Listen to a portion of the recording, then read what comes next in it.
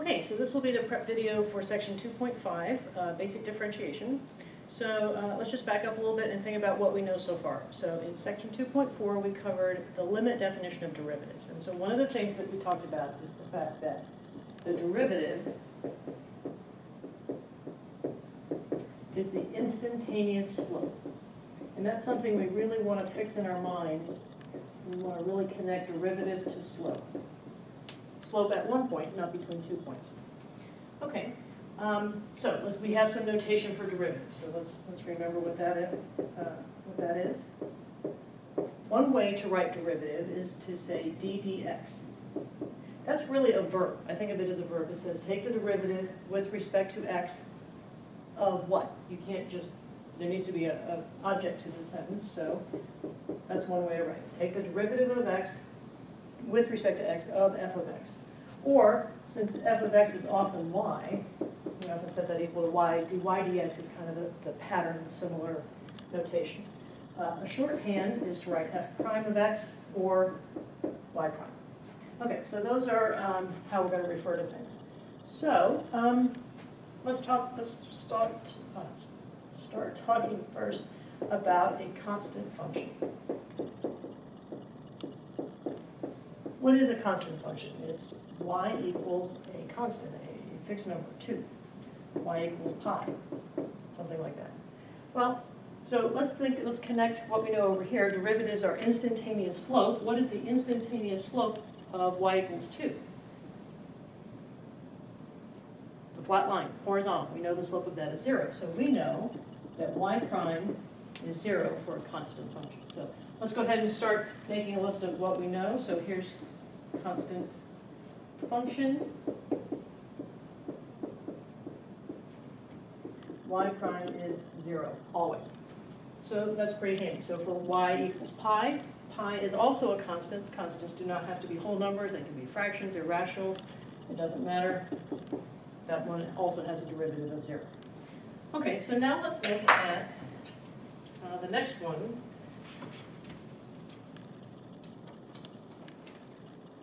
Which is called the power rule. And it's because it talks about power functions. So let's remember what a power function is.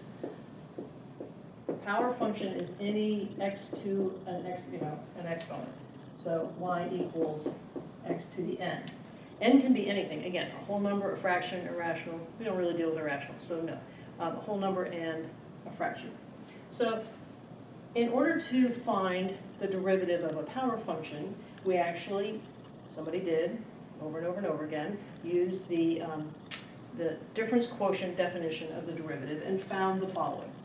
So for y equals x squared, using the long way of finding the derivative, gave 2x. For y equals x cubed, the derivative turned out to be 3x squared. You might be seeing a pattern already. Let me write up a couple more. For x to the 4th, y prime is 4x cubed. And for x to the 5th, y equals 5x to the 4th. So just looking through these, we can see what the pattern is. For any basic power function, the derivative is equal to the exponent multiplied in front times x to 1 less.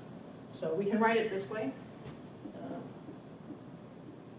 The power rule says that for y equals x to the n, the derivative is bring the exponent down in front times x to the exponent minus 1. Okay, so let's do a couple of examples.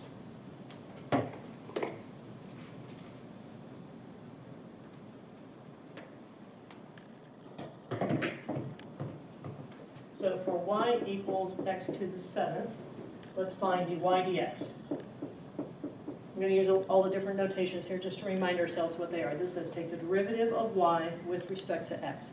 The with respect to x part is going to come in a few weeks. That's going to become more important to us. For now, everything's in x, so we'll be okay. So here, remember the pattern. Take the exponent, pop it down in front, and then decrease by 1. Okay, so that's easy. Let's look at this one. Y equals x to the 2/3. Remember I said we can have fractional exponents. That's fine. So let us find y prime. So y prime will be the exponent down in front, 2/3, times x to the 2/3 minus 1. So we're going to do a little fraction math. 2/3 minus 3/3, negative 1/3. If we wanted to, we could also write that as 2/3 cube root of x.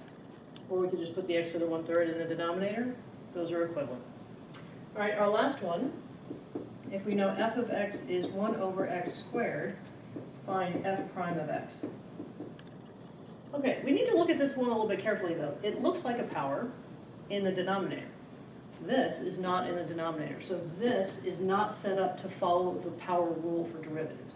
So the first thing we need to do, remember back to the first day of class, we talked about rewriting exponents. So this one, the first thing we need to do is write it in the numerator, so that way now it is a power function, x to a number. So I'm going to bring that -2 down in front, -2 minus 1 more, -3, and again we could write this as -2/x³. Okay, so the power rule is pretty easy to apply. One thing I did want to point out that's just to show you that the constant function, and actually even linear functions, are kind of subcategories of the power rule. Let's look at those. If I had a line, so let's say I have the line y equals x, and I want to find the derivative. Well, this is a line. The derivative is the instantaneous slope. Instantaneous slope of this line is always 1. Let's look at it from the power rule way of doing things. This is kind of like x to the 1. We just don't write it that way. So that means y prime would be, bring the exponent down in front, 1, times x to the 1 minus 1, x to the 0. Anything to the 0 is 1, so it's still 1. So you can think of it either as slope or as power rule, or just memorize it. And then the last one, looking at a constant function, some constant c, you could, again, we already know that from the slope that it's horizontal, the derivative is 0, but we could also think about this as a constant is kind of like c times x to the 0. Bring the 0 down in front, and we're going to get anything times 0 is 0. So again, the linear functions, this is not a prime, that's a 1. Linear functions and constant functions are really just subsets of the power rule, but you can think of them separately. Okay, that's it.